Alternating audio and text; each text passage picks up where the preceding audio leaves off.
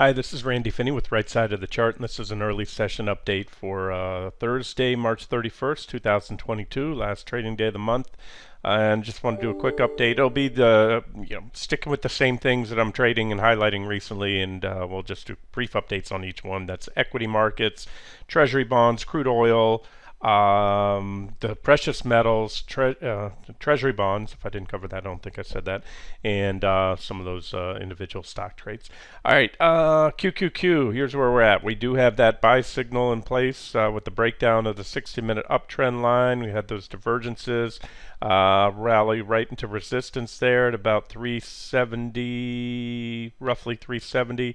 You can see the resistance level, and boom. Now what we need to do, as I'm doing this video, and that's why I'm getting it out now, where we've just backfilled the gap, and this is where, again, I put it in parentheses, saying the buyer should step in and buy. It's been a backfill, and that's what you see in a bullish trend, and certainly since the near-term trend is bullish. And if they do, here's what you can look for. Sometimes you break down a trend line, and that's it, and you never look back.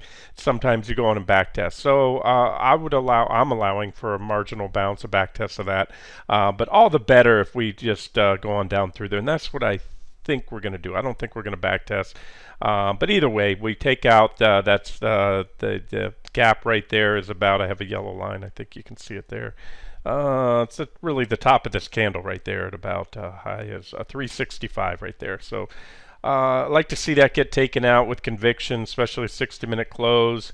And I've already shared, these are just near-term targets. If you're targeting, I think we'll come back down to at least this one here. If you look at the measured target, take the widest point of a wedge, add that to where it breaks down. I'm just hand drawing that line. That's not an exact parallel line, but that would be your measured target. So I'm looking for, again, it's going to be from the sell signal that we got the breakdown about if that target's hit, that's about 4.5% drop. Minimum drop is I'm looking for 3%.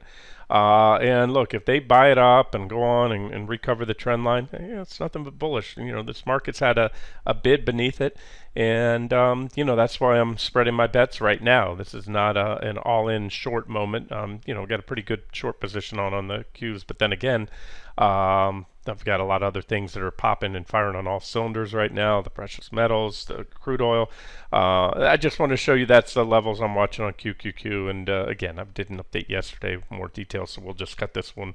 Leave it at that. See what happens here. The next up is crude oil, which has just been like an ATM printing money lately. Told you yesterday after hitting that fourth target, we had a mentioned an objective level to cover long and reverse go long, which is what I did. Then got a good part of that bounce, and then shorted it yesterday based on that the wedge pattern. You had a breakdown right there, and then it was, I think, I did. I gave you targets on the 5-minute chart. I laid out some targets there, and boom, boom, boom, boom, boom, we went down. So I hit my price target, and then actually went long this morning because you had this 5-minute chart is really great for active traders. You can sniff out these divergent highs like that, and that was where I mentioned yesterday because we had rallied into resistance. And then taken out the trend line and put a short on and added to it once we took out then once we got the breakdown, the sell signal. I think it was on a break below 107 is where I said I'd add yesterday. And so, boom, that's a big down in crude. And look at that. And of course, this is Biden talking about releasing big amounts of the strategic reserves. And whatever. Anyway, so the market's going to do what the market does. But I'm out of that. I just reversed it, took profits there. That was, remember that target I mentioned yesterday is a key level or a support level that got taken out on the way down, but that just doesn't invalidate it.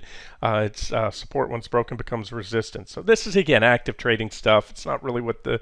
I'll share these. When there's something that is trading well, to short-term charts, I'll cover that. And I know some of you are, like active trading, and others are just typical swing traders.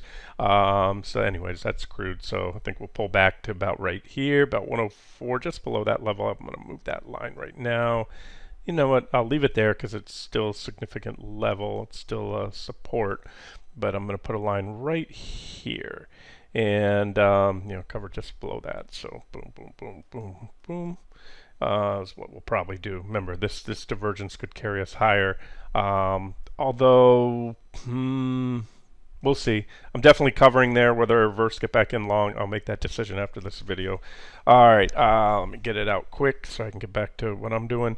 Silver, gold, doing well. Like I said, I give you hard buys on those the other day. It means it's pretty much a vote of confidence on that entry. And so far, so good. This is the 60-minute chart of GC gold futures. I'll show you gold in a second, the ETF, but then again, nice support level, and so far so good. Not much more to add to that. We've now taken out the previous high from yesterday right there. That reaction high has now been taken out. We're looking like we're regaining that trend line, which I wanted to see. So if we can continue on up there, great. That'd be nice. Of course, resistance levels need to be taken out, and those are additional check marks, 1957, 1982-ish, and then so forth and so on. Silver as well, same thing. Oops, I'm going to move this over, grab that. Don't need to see that much white space. And hard to see here, I'll just tighten it up. Boom, that was our entry. I mean, that's a beautiful entry right there. And so far, so good. Went up. Hit resistance right there, pulled back to what was already on the chart as a support / resistance level, provide an objective re-entry there, and then boom, moving up. So just like gold just took out by only a hair the previous high. Silver's right there testing it right now. So if we can power on through there, all the better. And I think we will. I like right now, I think the precious metals look good. And there's the euro. It's taking a little breather. Remember I mentioned this little wedge type pattern the other day that we had, and it is playing out, small divergence. But again, the breakout was of a much larger pattern. So this supersedes this little wedge, and that just means you get a little pullback. Now anything's possible, but I still favor a move up here. If we get that, that's going to help gold and silver. And if the euro just peters out and goes down, it can come down and back test the trend line still. At anything much below that, you've got some pretty good support. These recent lows really is where you want to see the euro hold above. If not, it's certainly not going to help the case for gold and silver, and you have these other reaction lows. But as of now, keep it very simple. Don't overthink it. From this point of view, at least, you have the early makings of an uptrend, higher lows and higher highs. So we'll see if that continues, and that's why I want to see ideally stay above that previous reaction low and then go on to take out that recent reaction high there. And again, a rising euro equates to a falling dollar, which is a net bullish factor for gold and silver. And here's that chart of GLD. Just jump back to that on the weekly time frame. You had a nice breakout there, and so this is kind of driving bigger picture, and as long as that breakout holds, that's bullish. Remember, we ran up, tested that previous, and that was also the high back from the last bear market, the last bull market back in 2011, I think that previous reaction high was. Here it is right there, yep, 2011 I should say. Boom, boom, boom, and you can see gold's wanting to push. So pops that. Boom, that's going to be a big breakout. Some divergence, a little concerning. We'll see if those divergences play out.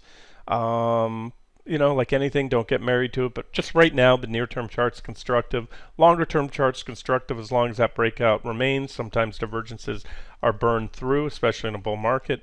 So we'll see. I'll continue to update that. But as of now, still liking that one. Treasury Bonds 2, TLT, I told you can trade. You look at the TLT, this is the weekly chart, bigger picture. So the longs on the Treasury bonds, like I said, are more of a swing trade than a quick in and out. Crude on long, short, in and out, sometimes 2-3 times in a day. TLT, this one I'm putting on as a position trade, or I did put on. And you have this support I talked about here. So far, this is a weekly chart, nice reversal off it. The week's not over yet, but if it can rally up here, you've got some bullish divergence that could send it up. But I'm also, not married to this one. This is not a hard buy, not an all-in moment, because we could peter out here and at any point maybe run up to that. I think we'll probably come up at least at 342. I think there's a little, at least a little more upside. That is resistance. Again, I'm talking on the weekly chart here. Then we could come down sooner or later. I think we visit this long-term primary uptrend line right there. And if and when that happens, that should be a good buy on TLT. If and when it's taken out, obviously that's going to be bearish. Remember, I am still long-term very bearish on bonds. They have very little upside. I'm talking from a bigger picture, investment perspective. Very little upside. They are off the lows. So TLT could, we'd have to go back to a zero interest rate policy for us to get there, or some really pretty nasty recession and an abatement of inflation or expectations. So anything's possible. There's a lot going on right now, cross currents with inflation, what the Fed's doing that could impact the Treasury bonds. But for the near term, we just stick to the 60-minute charts, and there's ZN, the 10-year bond right there. You had a buy signal and a divergent low, hit the first target, and we're stepping up, and these are my additional targets. That's the 10-year. You get a little more juice normally for trading the 30-year because it's more rate sensitive. That's why. So any change in interest rates is going to have a bigger impact on ZB normally. Now with the yield curve flattening and all that, different things can go on, but either way, so there's ZB. We hit the second target the other day. We're at it again, so we need to break it. It's resistance. You see that previous reaction high right there. Boom, pop that. We should head up to the next target, T3. And then if and when we get to T4, that's probably, if I haven't taken profits out at T3, I'll probably be taking full profits at T4, but we'll see what the chart looks like.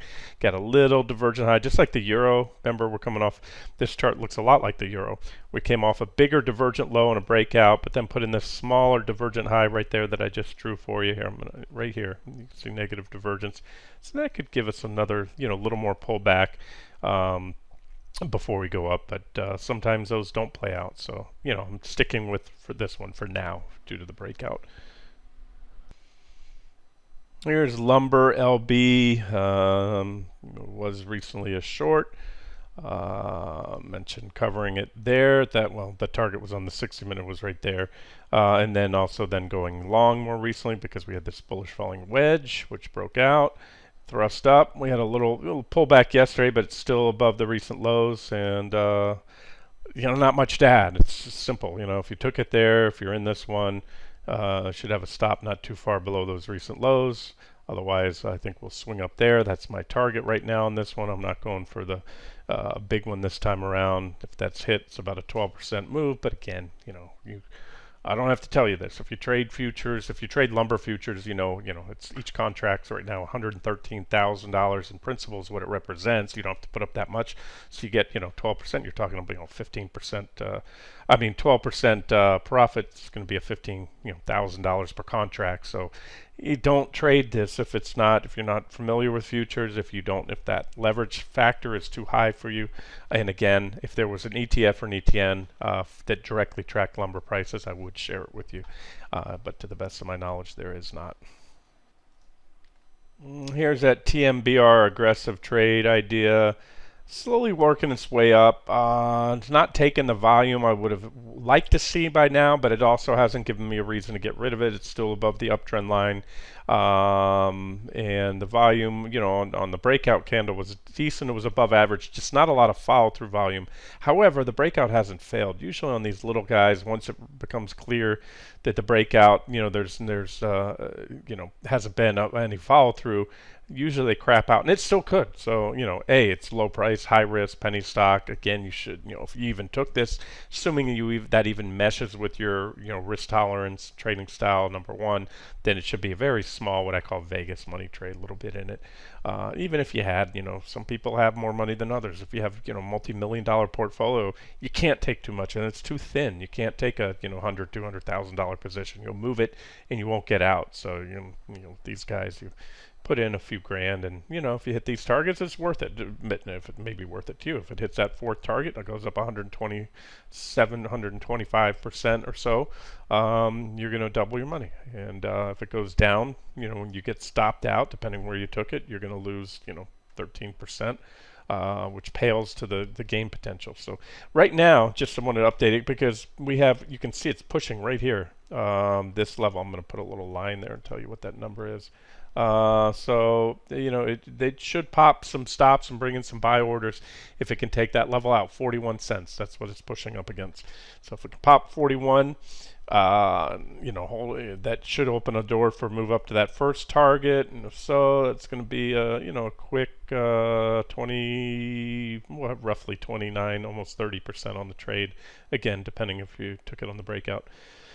And that's it. And I still favor at least a move up. This is going to be a big level, T2. If it goes, and I cover these, I like to cover things in advance because they can, things like this, if it goes, it's going to move fast. It's a big gap right there. Gaps are very technically significant. And so if you want a quick buck, you can take profits at T2, or you can raise stops and hold out, allow for a little bit of a reaction off there and see if they can pop and backfill the gap. That T3 is the not technically the top of the gap. It's this reaction low. The top of the gap would technically be, see that red candle right there on the November 2nd, it would be the bottom of that. But when I look at it, sometimes I'll use, I like to use these reactions as a level. I think that's more significant. And then T4 is above that, 88 cents. And that is my final target at this time. If it happens to get to that level, that's where I think it's worth taking the money and run. All right, and the other ones, the pot stocks, kind of just sucking a little bit of wind today, but still constructive charts. Remember, this is a kind of a dash or trash trade to an extent, and the music's been playing. It's been a, for a while here, when the markets were dropping, it was a risk-off environment. That means people are selling equities and buying gold and Treasury Bonds, which are risk-off assets. And then lately, we've had the rally with the the breakout of the bullish falling wedge on the indexes, and once that rally started to get a little teeth in it, that's where everyone started coming in, playing the meme stocks, GameStop, AMC. And those, just like they were back when the market was roaring last year. And so, these are, most likely going to help. It's going to help to see the stock market hold up. But again, I consider it a hedge. If the stock market, if my index shorts don't pan out, this breakout that I just covered in the beginning of the video doesn't work. We have more money coming into the market. The equity indexes are lifting. It gives these traders confidence, these momentum traders. And so, but on CGC, again, if you want to keep tight stops, the breakout here, they were first mentioned at the lows here. So that one from the, where it was first mentioned, is that green candle right there. Already rallied as much as, if you include the after hours trade, it already went up 60, 70, almost 70%, exceeded that target. But even in the regular session, 54%. So again, a tight stop, you're below that trend line. That's not good. It's not the end of the world. It could just be a little pullback. But again, set your stops depending on where you think it's going and where you entered, or don't play with these. They're not, these are, like I said, they're not solid fundamental companies. They're just they're trading vehicles, in and out, get hit and run, and move on to the next one. So that's it. I won't go through them all. They're birds of a feather flock together. If one's down, you're usually going to see them all down. They tend to trade in very tight unison. But possibly, look, maybe a little bull flag right there, a bullish pennant.